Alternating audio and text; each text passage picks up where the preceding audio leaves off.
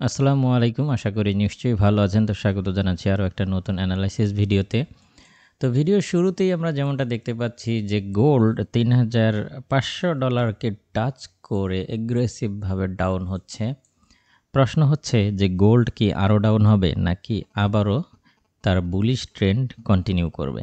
তো আজকের এই ভিডিওতে আমরা এই প্রশ্নের উত্তরটাই খোঁজার চেষ্টা করব। আপনারা নিশ্চয়ই জানেন, যারা আমার টেলিগ্রাম চ্যানেলের সাথে কানেক্ট রয়েছেন তারা জানেন যে সকালেই আমি বেশ কিছু নিউজ আপনাদের সাথে শেয়ার করেছি। নিউজগুলো যদি আমি আপনাদের সাথে শেয়ার করি তাহলে বুঝতে পারবেন। যেমন এখানে আমরা যেটা দেখতে পাচ্ছি যে চীনের সাথে যে বাণিজ্য যুদ্ধ তৈরি করেছিল ট্রাম্প, সেটা কমার একটা সম্ভাবনা আমরা দেখতে পাচ্ছি। অর্থাৎ চীনের সাথে একটা বাণিজ্য চুক্তি হতে পারে আমেরিকার, এরকম একটা নিউজ আমরা পেয়েছি। এখানে বেশ কিছু নিউজ আমি সকালে আপনাদের সাথে শেয়ার করেছি আমার টেলিগ্রাম চ্যানেলে, যা প্রত্যেকটাই চীনের সাথে বাণিজ্য যুদ্ধের অবসান ঘটাতে পারে এরকম পজিটিভ নিউজ আমরা আজকে পেয়েছি। তো এই একটা বিষয় মূলত গোল্ড ডাউন হওয়ার পেছনে একটা অন্যতম কারণ হিসেবে, যেটা আমরা এই মুহূর্তে বিবেচনা করছি যে এটা একটা অন্যতম কারণ গোল্ড ডাউন হওয়ার পেছনে। তবে এখন প্রশ্ন হচ্ছে যে গোল্ড কি আরও ডাউন হবে কিনা। তো মূল আলোচনায় যাওয়ার আগে আমি ইকোনমিক ক্যালেন্ডার যদি দেখি তাহলে আমরা দেখতে পাচ্ছি যে আজকের দিনে কিন্তু একটা ব্যস্ত ইকোনমিক ক্যালেন্ডার আমরা পেয়ে যাব। এখানে বেশ কয়েকজন ফেড কর্মকর্তা কথা বলবে এবং একই সাথে S&P গ্লোবাল সার্ভিস PMI এর ডেটাগুলো চলে আসবে, হোম সেলসের ডেটাগুলো চলে আসবে, যা অত্যন্ত গুরুত্বপূর্ণ। তো সন্ধ্যার দিকে মার্কেট আরও অস্থির হবে বলে আমরা ধারণা করছি। তো এই ডেটাগুলোর উপরে অনেক কিছু নির্ভর করছে।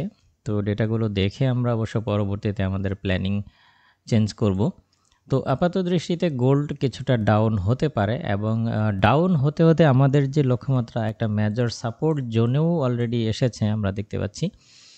তো আজকের দিনে আপনাদেরকে আমি পরামর্শ দিব, যেহেতু এখন পর্যন্ত ভূরাজনৈতিক উত্তেজনা চলমান, সেই হিসেবে গোল্ড ডাউন হলেও গোল্ডের এই ডাউন ট্রেন্ড সীমিত হবে এটা এখনও প্রত্যাশা করি। খুব বেশি যে ডাউন হবে তা না। তবে গোল্ডের ক্ষেত্রে ছোটোখাটো একটা টেকনিক্যাল কারেকশনও অনেক ট্রেডার নিতে পারবে না, কারণ এখানে অনেক বেশি পিপস কিংবা অনেক বেশি মুভমেন্ট করে থাকে এই পেয়ারটা। তো যাই হোক, এখানে আমরা আজকে আপনাদেরকে যে পরামর্শটা দিতে চাচ্ছি সেটা হচ্ছে যে আজকের দিনে আমাদের দিনের বাকিটা অংশে অর্থাৎ নিউজ টাইমের আগে আমাদের অবশ্যই সেলের চিন্তাভাবনা করা উচিত। আমাদের সেল খুঁজতে হবে। আমি পরামর্শ দিব আপনাদেরকে সেল খুঁজবেন।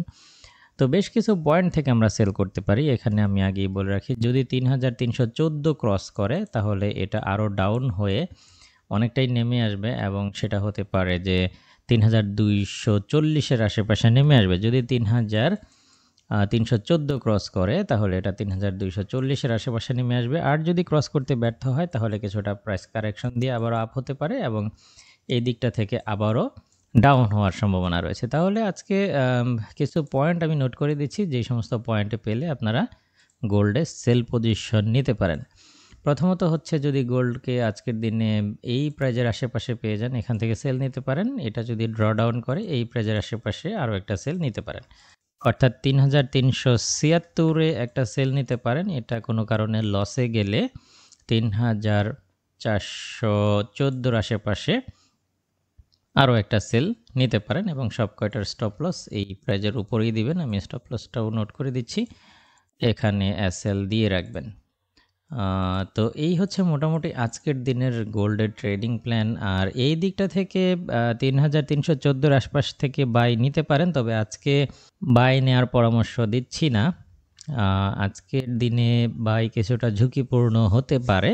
তারপরেও চেষ্টা করবেন যে ৩৩১৪-র আশেপাশে সে যদি উল্লেখযোগ্যভাবে কোনো ক্যান্ডেল কনফার্মেশন পান, সেই ক্ষেত্রে ৩৩১৪-র আশপাশ থেকে শর্ট টার্মের জন্য বাই করতে পারেন। তবে এটা আমি পরামর্শ দিচ্ছি না। আজকে আমি আপনাদেরকে সেলের পরামর্শই দিচ্ছি। চেষ্টা করবেন সেলের সাইডে থাকার জন্য, বেয়ারিশ সাইডে থাকার জন্য। তো এই হচ্ছে মোটামুটি আজকের দিনের ট্রেডিং প্ল্যান। তাহলে এই ভিডিওটা হচ্ছে যারা আমার এই এন্ট্রি প্রাইসগুলো দেখতে পারেন না, তারা ভিডিওটা জুম করে দেখার চেষ্টা করবেন। তো এই হচ্ছে ব্যাপার। আশা করছি এই সেটআপ অনুযায়ী আপনারা আপনাদের ট্রেডগুলো খুব সুন্দরভাবে ম্যানেজ করবেন। এই প্রত্যাশায় আজকের ভিডিও এখানেই শেষ করছি। দেখা হবে নেক্সট ভিডিওতে।